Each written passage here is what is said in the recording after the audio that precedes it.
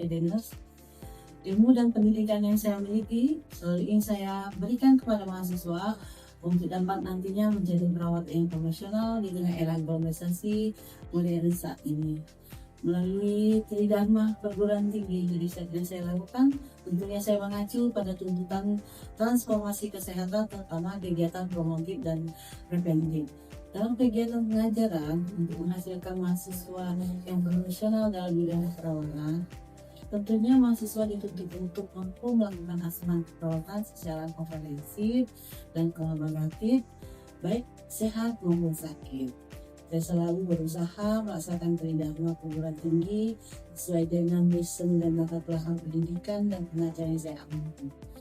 Pengabdian kepada masyarakat yang saya lakukan memberikan edukasi pendidikan kesehatan, training pada orang tua anak autis di pusat layanan autis Provinsi Jambi, yang mana kegiatan tersebut sangat bermanfaat pada masyarakat, khususnya orang tua anak yang memiliki kendala dengan autisme. Di sini saya akan mendeskripsikan capaian pembelajaran langsung prodi yang dibebankan pada mata kuliah ini. Pertama, lulusan mampu memberikan pendidikan dan konseling kesehatan berdasarkan teori komunikasi dalam asuhan keperawatan secara umum dan keperawatan pasien dengan masalah kanker, jantung, kesehatan otak, stroke, neurologi, diabetes mellitus, dan lain-lain tentunya. Serta berperan aktif dalam interpersonal kolaboratif dengan tim kesehatan, klien, keluarga, dan masyarakat secara tepat sesuai standar profesi dan dilakukan secara bertanggung jawab. Kemudian 30% dari capaian pembelajaran ini, lulusan mampu menggunakan teknologi informasi secara sarana dalam memberikan asuhan keperawatan secara tepat sesuai standar profesi serta dilakukan secara bertanggung jawab. Nah, adapun capaian pembelajaran mata kuliah atau CPMK-nya, 50% dari pembelajaran ini mahasiswa mampu merancang strategi promosi kesehatan. Kemudian mahasiswa mampu melaksanakan promosi kesehatan dalam asuhan keperawatan secara umum dan dengan masalah kanker, stroke, otak, diabetes mellitus. Subcapaian pembelajaran mata kuliah atau sub CPMK-nya, mahasiswa mampu menguraikan konsep dasar promosi kesehatan.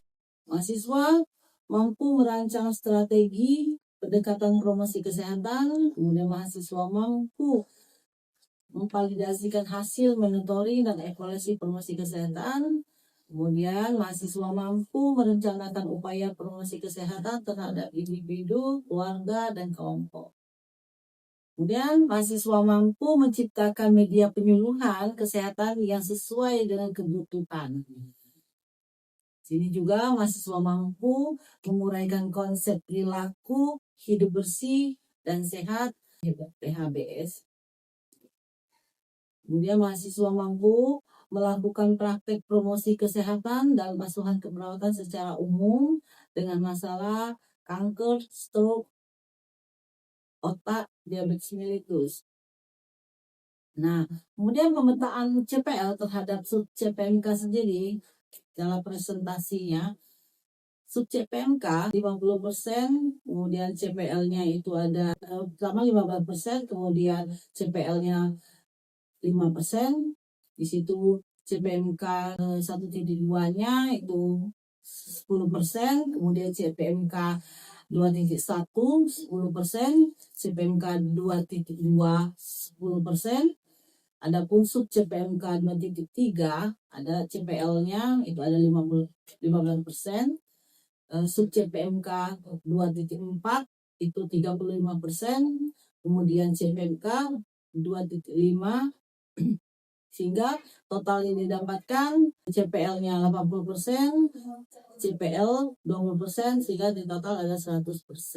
Nah, demikian itu CPL dan CPMK yang diharapkan dari pembelajaran promosi kesehatan, yang mana mata kuliah ini, promosi kesehatan ini berfokus memberikan tentang konsep dasar promosi kesehatan, merancang strategi pendekatan promosi kesehatan, memonitoring dan mengevaluasi perencanaan upaya promosi kesehatan, menciptakan media penyuluhan kesehatan yang sesuai kebutuhan dan memberikan pendidikan dan konseling berdasarkan teori komunikasi dalam asuhan keperawatan secara umum dan keperawatan pasien dengan masalah kanker, jantung, kesehatan otak, stroke, neurologi, diabetes mellitus, dan lain-lain.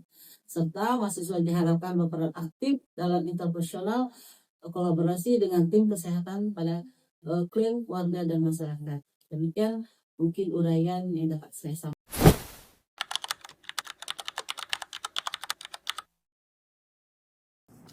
Assalamualaikum warahmatullahi wabarakatuh. Waalaikumsalam warahmatullahi wabarakatuh. Pada pagi hari ini kita masuk dengan pembelajaran promosi kesehatan, ya, dan mana promosi kesehatan ini adalah capaian yang akan kita tempuh pada mata kuliah ini. Tujuan pembelajaran sendiri mahasiswa mampu merancang strategi pendekatan promosi kesehatan yaitu C6, ya. Kemudian mampu mahasiswa merawat dan merancang strategi secara komprehensif dan kognitif, itu tadi dari C6. Kalau A4 sendiri itu di ranah afektif. Mahasiswa sendiri dapat mengaplikasikan dan memelihara kesehatan itu sebagai elemen dalam masyarakat, gunanya di dalam memberikan penerapan tentunya melakukan mengindahkan suatu kaidah keselamatan pada pasien yang kayak itu. Nah, apa itu strategi? Kalau dikategorikan dalam bahasa Indonesia, strategi adalah cara yang digunakan dalam mencapai apa yang akan diinginkan dalam mempromosikan kesehatan itu sendiri. Dalam mewujudkan atau mencapai visi dan misi promosi kesehatan, pendekatan strategis ini harus kita gunakan. Apa itu? Itu teknik atau cara bagaimana mencapai atau mewujudkan visi dan misi promosi kesehatan secara berhasil dan tepat guna tentunya. Tidak, kita lanjut saja ya. Jadi mulai dengan sisi positif dan sasaran, misalnya perhatian ditujukan kepada sasaran di bidang kesehatan yang merupakan program unggulan. Misalnya apa? Tadi sesuai dengan masalah dalam wilayah tersebut. Lihat, misalnya apa? Ada teman-teman yang tahu? Tumpuan kotak sampah misalnya, ya. Kemudian kemarin ada juga kita masalah yang lagi tren apa ya, lagi booming, masalah apa tuh? Masalah tentang apa teman-teman ada yang tahu? Yang booming lagi di masyarakat, menjadi topik hangat dalam masyarakat yang harus sangat perhatian. Ada teman-teman yang tahu? Sebelumnya itu memperkenalkan diri, Bu. Nama saya Desi Alazarazi dari Ciptaan 2 LAI. Seperti sebelumnya yang tadi sudah menjelaskan tentang IUK. Pertanyaan saya adalah mengapa IUK dijelaskan dalam undang-undang kesehatan? Baik, pertanyaan bagus sekali ya. Mengapa ini dahulu diperlukan apabila kita dalam melakukan promosi kesehatan? Tadi kita ketahui tadi ya. Di dalam suatu etika itu bukan hanya berkenaan dengan perilaku kita, tetapi tadi baik dari prosedurnya pada saat kita mau MOU, ya, ini ada hal-hal yang kita perhatikan itu mulai dari sisi positifnya. Apa yang akan kita beri itu, ya, kita sampaikan dahulu, kita beri survei awal tadi seperti yang cerita di awal ini, kita survei awal dulu apa yang jadi masalah dalam kelompok masyarakat tersebut. Karena kadang waktu kita turun masyarakat kan seperti apatis, ya. Karena apa? Berkali-kali itu diberikan sehingga mereka tidak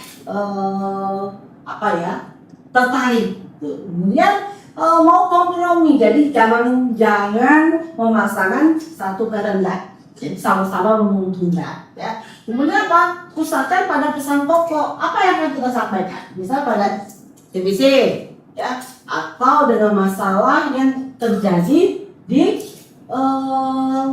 wilayah masyarakat tersebut. Kemudian tadi berkenaan dengan etika, walaupun sasaran kita sudah tepat, tetapi harus ada apa?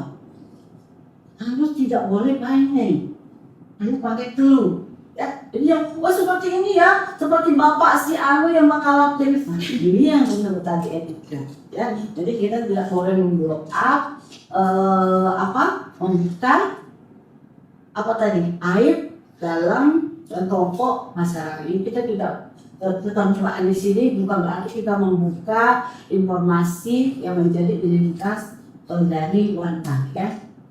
Kemudian tadi itu gunakan visualisasi sehingga visualisasi ini harus dipilih. Jadi jangan kamu tunjuk memberikan misalnya contoh-contoh ini harus disaring dulu. Jadi apa yang harus kita berikan masyarakat. Apalagi kalau kita di sini misalnya sasarannya anak-anak ya, tetap kita tuh kelalaian. Jadi kita kasih video-video yang memang setara sesuai usia. Oke, gimana? Oke ya. Ada lagi teman-teman yang ingin didiskusikan? Baik, kalau tidak ada, mungkin penyampaian dari strategi ini kita cukupkan sampai di sini. Sebelum berakhir, ini ada sasaran promosi kesehatannya. Dalam pelaksanaan promosi kesehatan dikenal adanya 3 sasaran. Sasaran primer apa tuh? Ya, itu kelompok-kelompok yang menjadi penderita, misalnya kelompok TBC, ya, TB pada anak, ya, TB pada usia, TB pada usia produktif. Kemudian ada lagi tadi apa? Ibu hamil dan balita. Nah, kalau yang sekunder di sini siapa? Sekunder, ya itu tadi, misalnya kader yang dianggapkan membantu petugas akan membantu kita untuk mencari masalah atau menjadi penggerak masyarakat. Kemudian sasaran berikutnya sasaran tersier. Ini kurang kebijakan tadi ya, tugas puskesmas atau pemerintah setempat. Nah, video ini nanti ya kita sudah dapat data, di wilayah A terjadi angka misalnya kesakitan atau penularan TBC sekian, kita 10, apa yang menjadi hasil yang akan kita lakukan, mereka yang akan nanti memberikan kebijakan ya, atau akan nanti diberikan suatu binaan ya, atau kucuran darah karena kelompok tersier. Kemudian, ini sasaran promosi kesehatan juga kita lihat ya, kalau kita nanti turun, kalau nanti mampu dulu, harus tahu dulu ya. Jadi kelompok kita di kelompok tantangan yang harus kita lihat. Kalau di rumah tangga itu ada masalah keluarga, ya, ibu, kemudian kader ya, kalau sesama sekundernya, kalau tersier di situ ada kader ya, tokoh agama, dan sebagainya. Kemudian selanjutnya ini juga bisa kalian lihat ya, jadi adanya organisasi ya, kemudian kalau di tempat kerja itu seluruh karyawan tentunya ya, kemudian kalau sekarang saya pemilik perusahaan itu sendiri. Jadi jangan salah nanti ya pada saat turun sasarannya, ini kalau sasaran kita tepat sehingga apa yang kita berikan tentunya akan menjadi berguna ya. Jadi kalau kita tidak tepat sasaran nanti sehingga apa yang kita lakukan sia-sia ya. Nah ini turut ini yang kita bicarakan tadi ya. Jadi kita harus tahu dulu apa sih isi substansi kita ya. Jadi pembekalan tuh dari sini ya. Kita lihat dulu. Kemudian kita atur strategi, jadi sebelum turun ini yang harus kita lihat. Kemudian siapa sasaran kita, sehingga apa yang kita lakukan nanti pada saat turun akan mendapatkan impact yang sesuai dengan apa yang kita inginkan. Nah, ya pertemuan hari ini telah selesai ya. Ibu harapkan dari pertemuan ini nanti mahasiswa sekalian dapat diberikan dapat mengerti apa yang telah dilakukan. Kalau tidak ada ini pertanyaan lagi, kita cukupkan sekian. Assalamualaikum warahmatullahi wabarakatuh. Waalaikumsalam.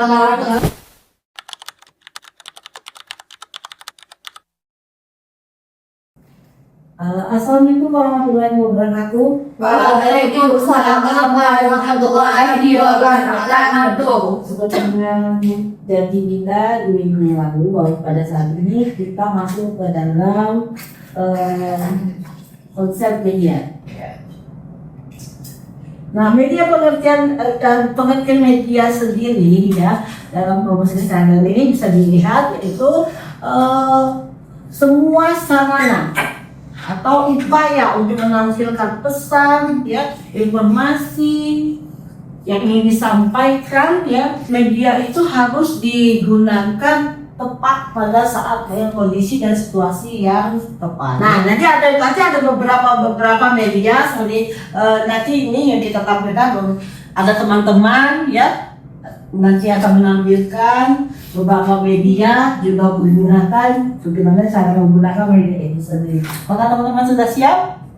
Siap. Nah, baik. Untuk itu kita alun saja ya di poin atau di sesi ini kita lihat gimana teman-teman yang seperti pengerjaan proyeknya sudah dilakukan. Kita berikan waktu untuk menampilkan apa yang telah dikerjakan bersama kelompoknya masing-masing. Silakan, siapa yang ingin menampilkan? Baik, Bu.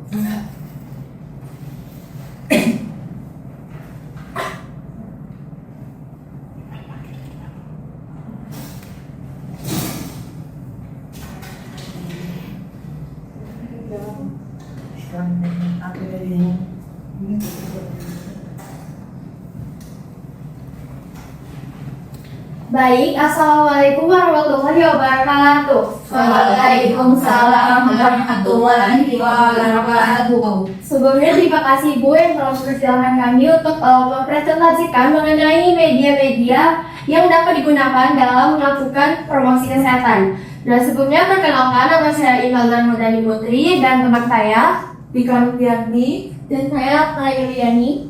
Baik, di sini saya dan teman-teman saya akan menjelaskan mengenai jenis-jenis media yang dapat digunakan dalam melakukan promosi kesehatan. Nah, kita ketika hendak melakukan promosi kesehatan, seperti tadi yang sudah Ibu jelaskan, harus memilih dan media yang tepat dengan sasaran yang akan kita tuju. Karena kesalahan dalam pemilihan media juga dapat menghambat informasi yang akan kita berikan kepada sasaran kita. Nah, yang pertama, jenis media dari promosi kesehatan yang dapat digunakan yaitu ada poster.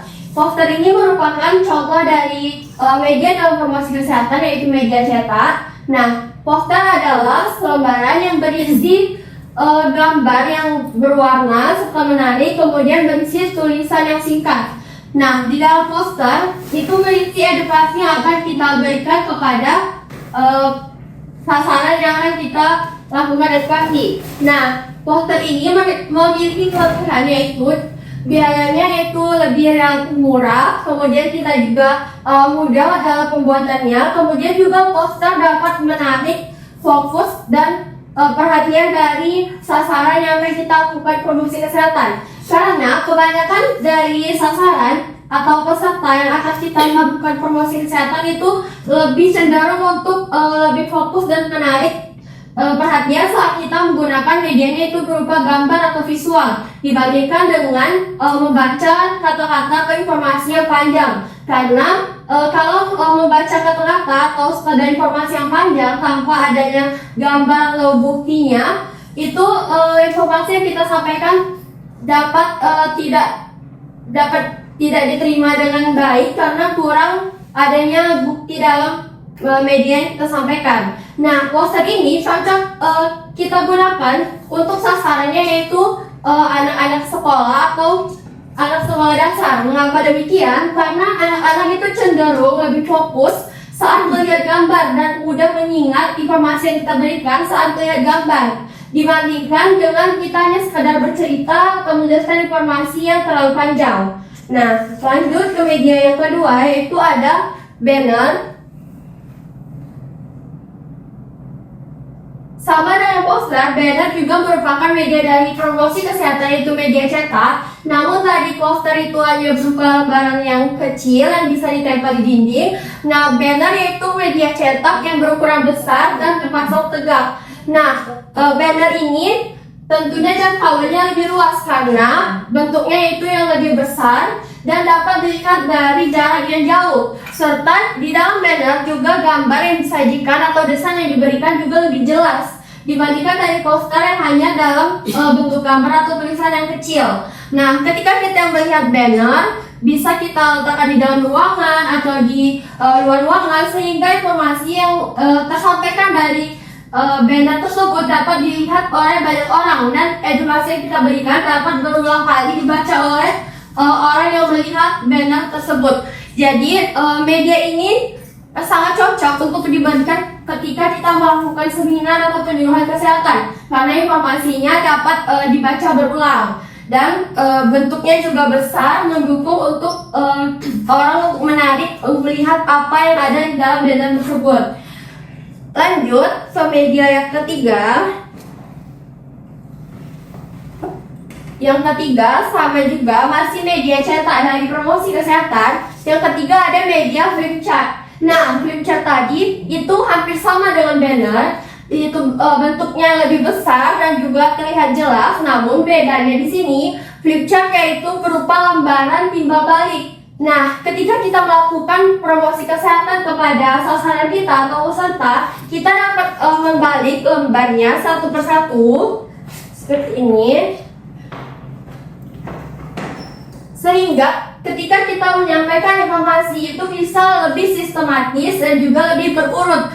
Dan informasi yang diberikan juga lebih terfokus. Misalnya kita yang pertama menjelaskan tentang pengertian, kemudian penyebabnya. Nah, kita juga menimbulkan interaksi dua arah antara penyuluh kita sendiri dan juga peserta yang menerima informasi. Nah, jadi flip chart ini juga cocok sasarannya yaitu untuk misalnya ibu-ibu PKK atau kelompok dari ibu-ibu perumahan yang dimana informasi yang diberikan ini lebih sistematis dan juga dilengkapi dengan gambar yang berwarna yang membuat flip chart lebih menarik untuk dijadikan di dalam media promosi kesehatan. Baik, itu saja media dari saya. Selanjutnya akan dijelaskan oleh teman saya untuk media untuk ke media lainnya. Baik, selanjutnya ini adalah media cetak promosi kesehatan yang biasanya kita bilang spanduk. Ini adalah media luar ruangan. Karena kenapa dia dibilang media luar ruangan? Karena biasanya dia terletak di luar ruangan. Contohnya seperti di jalan raya, di depan gedung, di area fasilitas-fasilitas umum. Spanduk ini berisi tentang informasi, tentang ajakan, tentang promosi atau pesan-pesan untuk masyarakat agar dilihat seluruh masyarakat. Nah, untuk sasarannya ini untuk seluruh masyarakat mulai dari anak kecil, dewasa, remaja, lansia. Next. Baiklah, di sini saya akan menjelaskan tentang media leaflet. Nah, media leaflet ini adalah sebagai bentuk komunikasi yang sering digunakan untuk melakukan penyuluhan kesehatan atau informasi kepada masyarakat.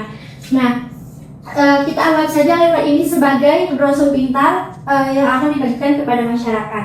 Nah, mengapa leaflet ini cocok untuk penyuluhan? Yang pertama itu adalah ringkas. Maka di leaflet ini kita memasukkan materi yang hanya poin-poin pentingnya saja. Kemudian yang kedua adalah visual yang menarik. Karena di leaflet ini banyak gambar-gambar yang menarik. Peserta penyuluhannya itu anak-anak, jadi anak-anak lebih suka membaca di yang banyak gambarnya. Nah, kemudian itu yang ketiga itu adalah mudah dibawa karena leaflet ini kan medianya kertas, jadi bisa dilipat dan mudah dibawa kemana saja.